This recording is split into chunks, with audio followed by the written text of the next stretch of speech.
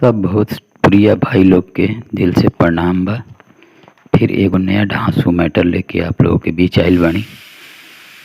जने का ट्रैक बाटे भतार मोर टेम्पू के ड्राइवर झटका मारेला सखी। उम्मीद बा आप लोग के ये सॉन्ग जरूर पसंद आई और फुल बिल्कुल फ्री बाटे, आप लोग इसे गा सकी ना। तो एगो रिक्वेस्ट बा आप लोग के कि हमारे चैनल के सब्सक्राइब करी, ज़्यादा से ज़्यादा शेयर करी ताकि और लोग भी एकर लाभ ले सके।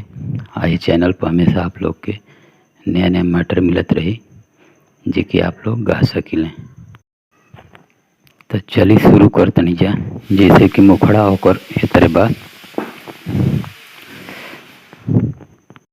तो चली मुखड़ा शुरू कर तनी जा। मुखड़ा इसे बा, का कोही सौखी बलमुआ के गाथा, कबो न दूर करे दहिया के बाथा। इसको 2 बार गाना है। का कोही सौखी बलमुआ के गाथा, कबो न दूर करे दहिया के बाथा।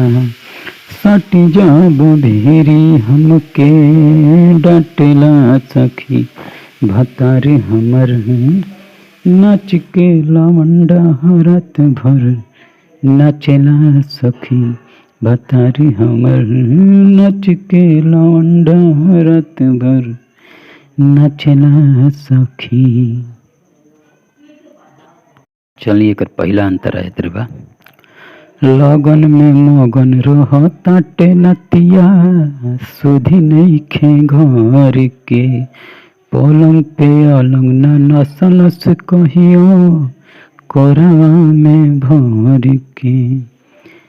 पेन्हेला साड़ी मेहंदी छापेला सखी, भतारी हमर नाच के लवंडा हरत भर नाचेला सखी। एक दूसरा अंतर ऐसे बा।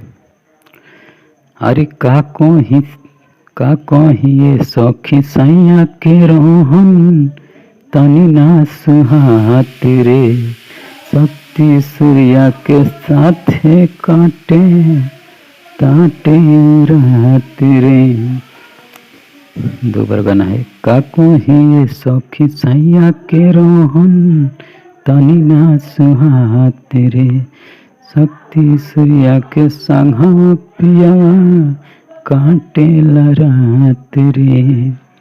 दे का खुदे अपन बाटेला सखी, भतारी हमर नाच के लवंडा हरत भर नाचेला सखी।